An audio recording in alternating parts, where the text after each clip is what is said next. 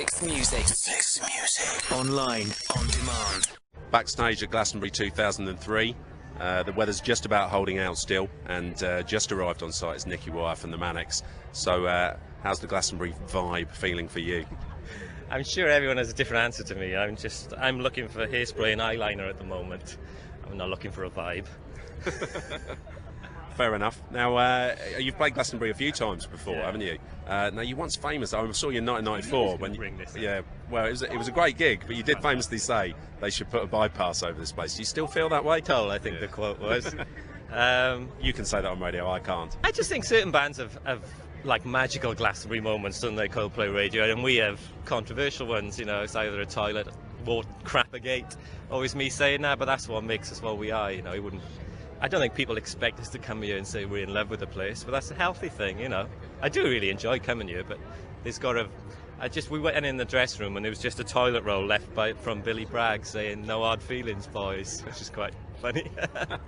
Yeah, I saw him earlier. He told us that, actually. So have you two buried the hatchet? Yeah, I mean, but that's the whole point of being in MSPpedia, isn't it? It's all done with a sense of joy in the ridiculous disaster. I mean, without us, it'd be a bit dull, wouldn't it? Well, it would be. It would be terrible if everybody subscribed that to. Gig you said, the '94 gig, was a fantastic gig. I mean, that was the height of our Holy Bible paramilitary kind of insanity, really, and it was an amazing gig. Yeah, no, I do remember it as being great, and even though it was sort of pretty much at odds with what you think is the Glastonbury kind of style. Yeah, but like I said, that's, you know, contrast is what makes the world, you know, worth living for, doesn't it? You know, it's just, I don't expect to be completely embraced, but then again, I think people just appreciate us for our entertainment. And you headlined here in '99, was it? Yeah, God, that seems like a long time ago. I mean, that was a typical. Every other band at that stage in their career has a magical Glastonbury moment, and for us, it just wasn't. You didn't enjoy it? I don't think anyone enjoyed it. No, but then, you know, that's because we're not middle class, I suppose. So is tonight a chance to enjoy Glastonbury with no strings attached? Completely. You know, that's the reason we're doing it. We're not doing hardly anything this summer. It's just quite a lack of pressure on us for a change, you know, which always seems to be the big thing. And yeah, we're doing quite an unusual set, doing some new songs we've never played before. We've never played Die in the Summertime before, and we're going to do it tonight. I'll get them rocking, Die in the Summertime, and just doing the last song we did ever with Richey, Judge Yourself, which has never been released. So I don't expect, you know, kind of rapturous. Perhaps a bit more interesting tonight. I know. Yeah. Now you're playing on the main stage, and you're third on the bill. Is that right? You're second on the bill. You got Moby after you. So, have you got anything special planned? Are you going to be baiting any particular bands from the stage? I really don't want to do that tonight. You just don't get my mind working. You know, it just takes too much out of me, really. So hopefully tonight it's such a weird set we're doing. We're doing cover versions, and we've been doing a greatest hits set for a year now. So hopefully that'll be enough. Yeah, now you've got the B-sides compilation coming out, haven't you? So, listening to it, certainly, you're one of those bands that you've stuck some of your best songs on B-sides, haven't you? I'd like to think so, you know. I think it's a real odds and sods album. I don't know if you know Odds and Sods by The Who, but, you know, there's 15 cover versions, there's 2 songs that never been released, a couple of cover versions never been released as well, and yeah, Mr. Carbohydrate, I think, is one of my favourite ever songs, Prologue to History.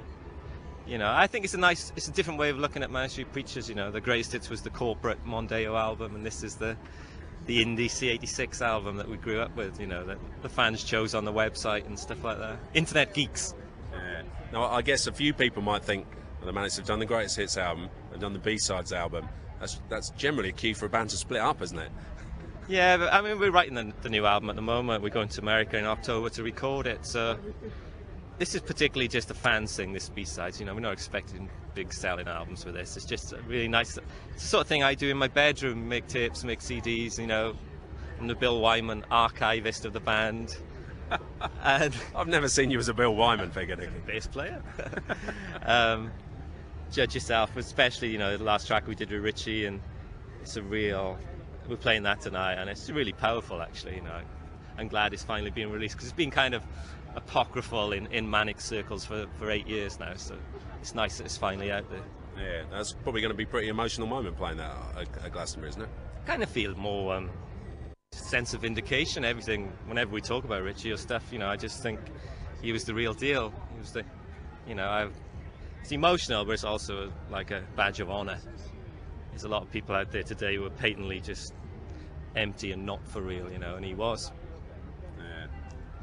And just finally, I guess I ought to ask you, have you got your own private toilet this year? No, I just got a bus this time, so I used the toilet on there. Not quite as nice, actually, whereas Lenin said, in the future all toilets will be made of gold for the public. I mean, I think you're the first person we've interviewed that's quoted Lenin in the interview. Yeah, well, that's obvious, isn't it? Well, they probably quote Naomi Klein. I mean, what do you think of British music at the moment? We could really do with a young band like the Manics to come along, couldn't we? I think, yeah. I mean, if I was young, you know, you just want to look and live in New York, wouldn't you, really, or Detroit? There's brilliant music out there, whether it's Kings of Leon coming through or Strokes, wherever. But I think there is a bit of a dearth in Britain of anyone who just wants to just reflect British society, really. I think the Libertines get pretty close, you know, but there's something not quite right with it all, you know. Even they don't seem to want to stir things up as much as you guys did in the early days. No, and I think at the time, really, you know, the kind of main point of us was saying we do want to be huge, we do want to sell millions of records, and back then I was really brave. There was only us and maybe Blur who kind of said that we, you know, if you're in a band, you want to reach as many people as you can, and it seems more ghettoized now, really, I think.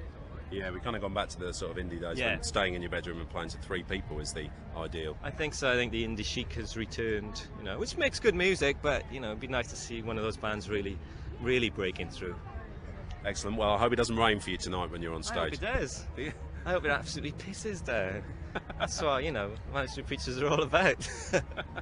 Rainy Welsh nights and, you know, West Country thunder will be great. James can do his raindrops keep falling on your head. He's got it in his arsenal. Brilliant. Well, thanks very much for talking to us. Enjoy the rest of the festival. Pleasure. When is this on so I can tell my mother? We'll put it out tonight with probably Chris Hawkins or probably just after your set tonight. Yeah, I got to get a Sky Digital especially for this.